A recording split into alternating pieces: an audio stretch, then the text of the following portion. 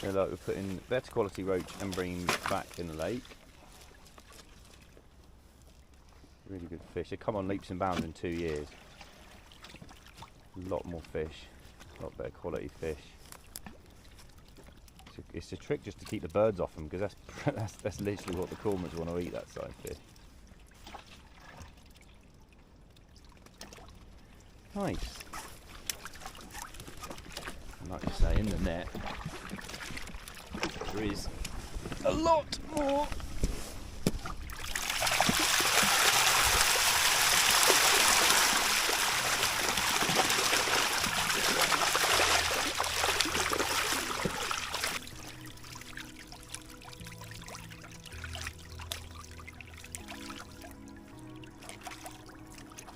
What's nice is the mix of species. It's perfect for holiday venue. You've got plenty of carp. You've got some really good roach and bream. Good weights of roach and bream too. Got those too. Nice bit of silver there, really is. Biggest one. Want to wait on it? Yeah, I'll give it away.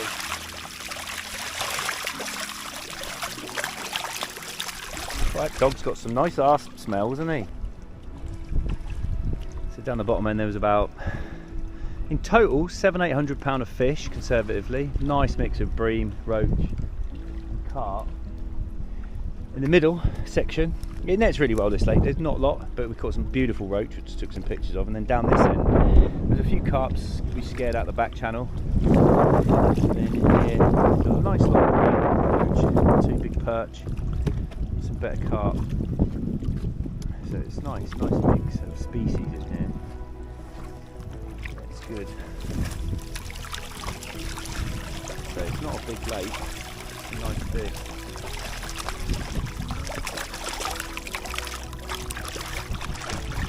Oh, he's nice.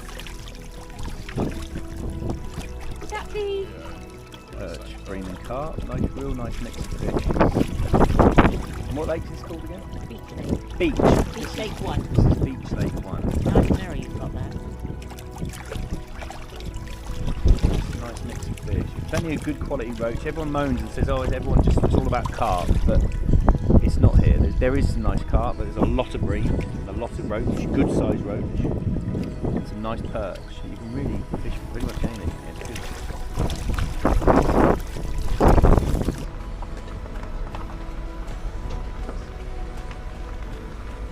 Thankfully, the winds died down. It was horrendously windy when we finished last night, like really, really windy. We caught loads of fish. They're all hidden gem really, these lakes, because they're sensibly stocked, to be fair. Got loads of fish, loads of mixed species as well. You know, you can easily, it's perfect holiday lakes really for holiday anglers. You know, you can come and sit and do what sort of method you want really on any of these lakes. There's some really big perch and roach in all of them, and bream. Pleasure fishing, holiday fishing, it's perfect. And now we're doing the lake which isn't open yet, which is the big carp lake with all the geese on down here, which has now got an otter fence, and it'll be open this year for carp fishing. So yeah, this is all we did yesterday. Lots of fish in there. So yeah, it's all good. Just hopefully the wind stays down, because it looks quite nice at the moment. Oh, some back in this gate.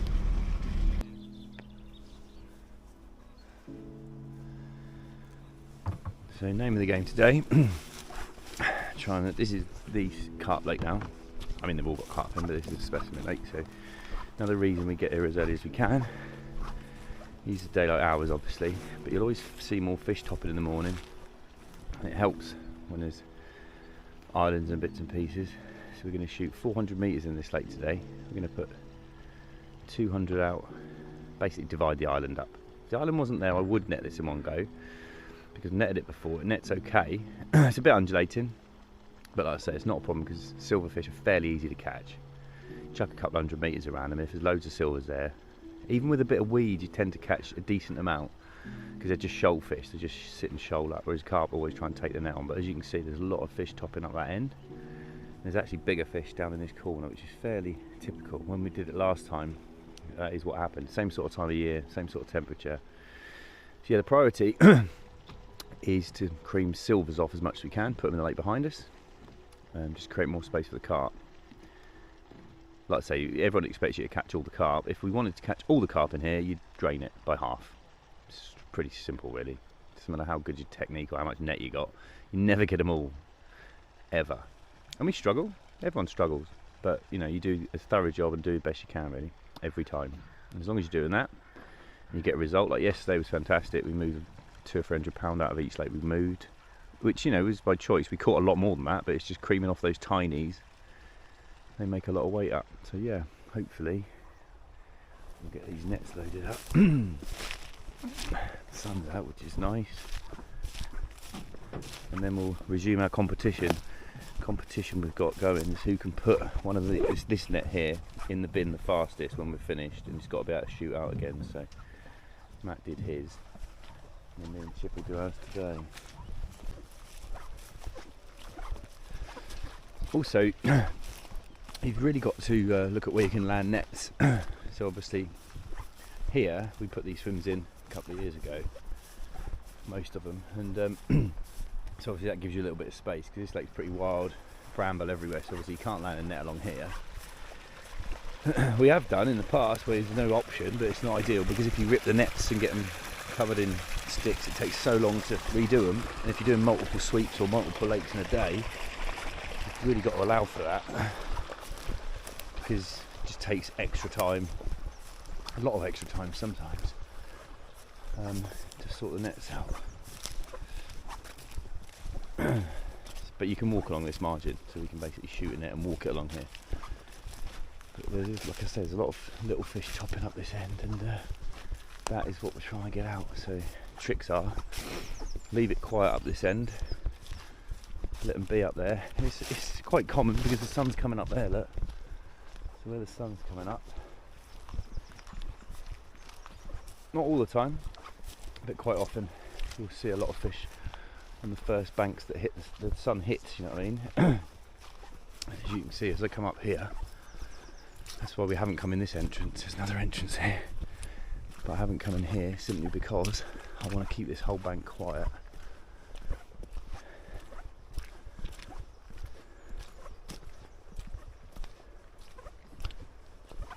We'll probably have to land it up here somewhere. So yeah, ideally you'd land it on that far bank, but we've got 200 metres, which is enough to come out here, round and down and pull it that way. And with the other 200, I can start here, go all around the island and pull it that way. That's the plan. It should take, pulling a couple of 100 metres with no snags, etc., take an hour and a half, 2 hours normally. But sometimes, like Monday this week, it took 3 times that long because you just kept getting ripped on snags, etc. So there's always challenges, but this is where a lot of the little fish are.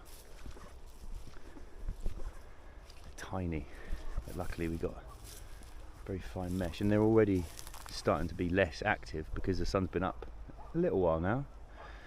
But as we got here, the sun was just creeping up over that tree, those trees, and it was alive with them up here. So we will land it in this peg, and I'll take out this whole end with 200 metres and that end. But we load all the nets up at once, so there's 400 metres going on the boat, and then just divide it up. Sometimes you'll do, if you get a little club water or a little water and it's only like an acre, if it's very easy accessible, etc., people say, when you net the fish and you grade silvers often, and people say, oh, you're going to do it again? When you do it again, you're going to handle all the fish again. We sort of, well, no, we've done the best job we can. And also, if it's snaggy and you've managed to scare fish out of weed or snags, etc., as soon as you let them go, they're just going to go and sit in those areas, so it's a bugger to catch them anyway. So you always get good results doing it once, doing it properly. So yeah, it's interesting. We'll see how we get on.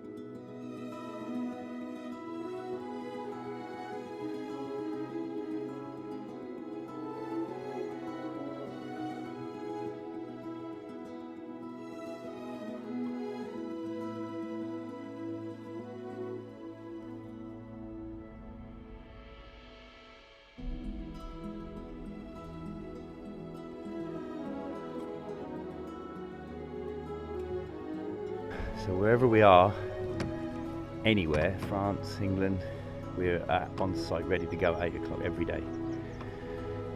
For my own sanity really, hate traffic.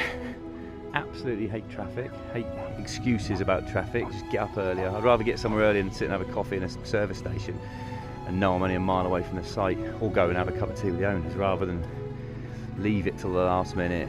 So yeah, we're pretty organised like that. And things help, like I say, you know, you get somewhere early. If it's a massive lake, you can often see, well, you've got to be lucky with the wind, but you can see fish topping, etc., which is exactly what we did this morning. So even though we'll have effectively put net around the whole lake, we've dragged this channel up, obviously to net the whole lake. Islands present a problem because where they taper off, nets always ride up them. If we were trying to catch all the carp and do a carp removal, hang on a sec, we would, after shooting these, we would then electrofish around the margins because it's quite shallow around here. But in fairness, we're here to crop silvers. We will catch carp anyway, I'm sure. I'll show you some nice photographs. But dipping at the back. You want to go have a look?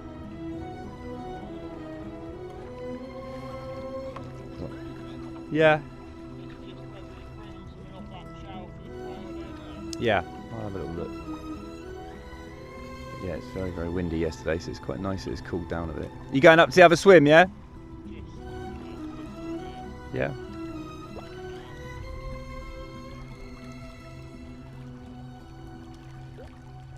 I'd say the trouble is, from the public's point of view, you shoot a big net round and you think, oh right, all the fish are in there. Well, there never are, unless it's been dug flat. That's why quite old silty meres and things like that are actually quite easy to net, because it's just silt, and the silt tends to fill up, especially the older the gravel pit, I think the easier they are to net. Often, obviously you've got snags and weed to deal with, but quite often the silt over 20-30 years will fill up gaps that you know, drag lines and things like that are made. So every single lake is different. Some lakes you net and you nail them every time. Some lakes are an absolute nightmare, and all you're really doing is just dumping net in the water and pulling it in. And obviously technique and equipment comes down to it, but at the same time, got to be lucky. It's like going fishing really. So yeah, hopefully, like I say, the aim is we saw a lot of tinies cropping up, topping up here. And this is real fine mesh, so we'll nail them.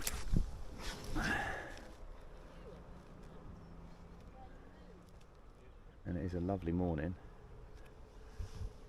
It really is.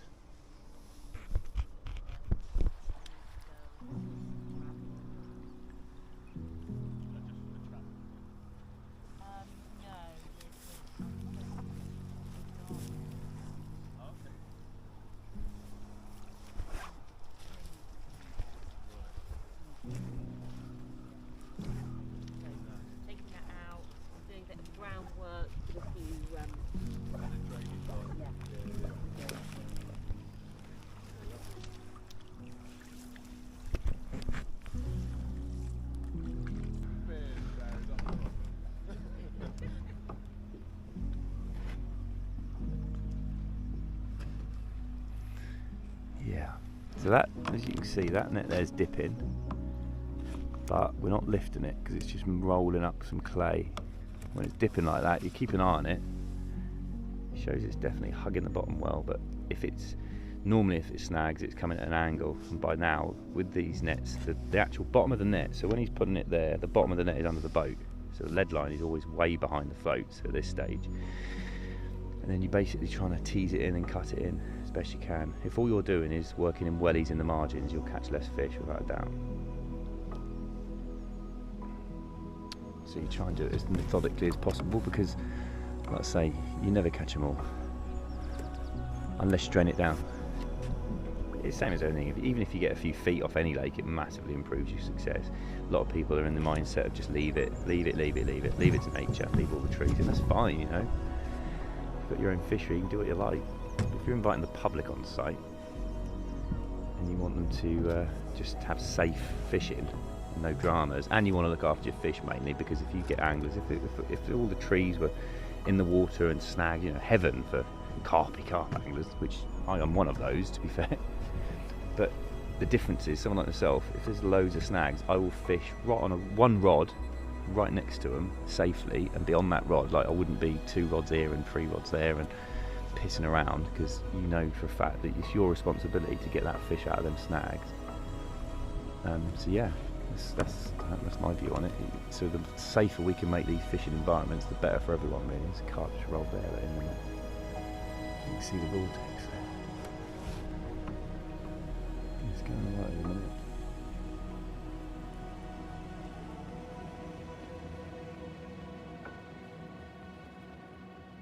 Some big fish in there.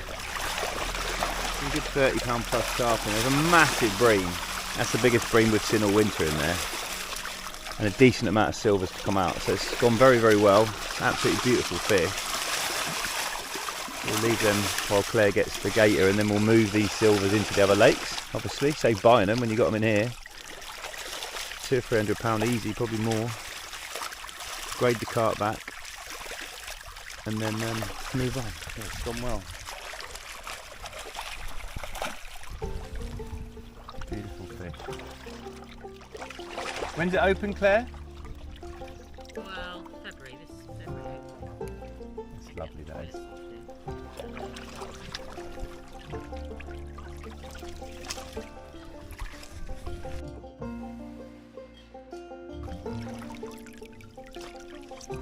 Lovely.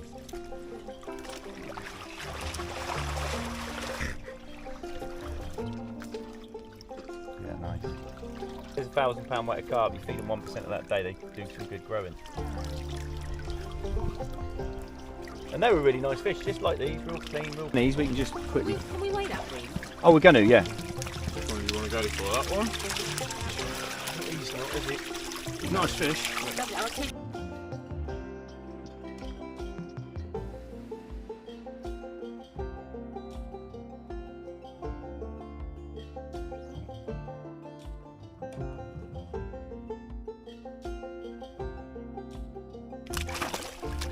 What do you reckon, dog? Just wants to eat some fish. Wet nose. You can breathe underwater, can't you? No bubbles. Nice. That's lovely. I love the pattern behind its gill. That's because it's a bream. Yeah. Used to open A big bream there. Lovely job, yeah. Okay, that big.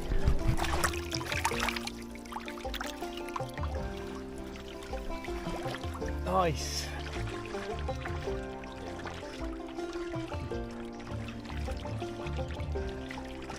Good stuff. Every day you come across. No, very lovely. Quality. Where's that biggest roach? There was one monster in there somewhere. I don't know which bin you did. There it is.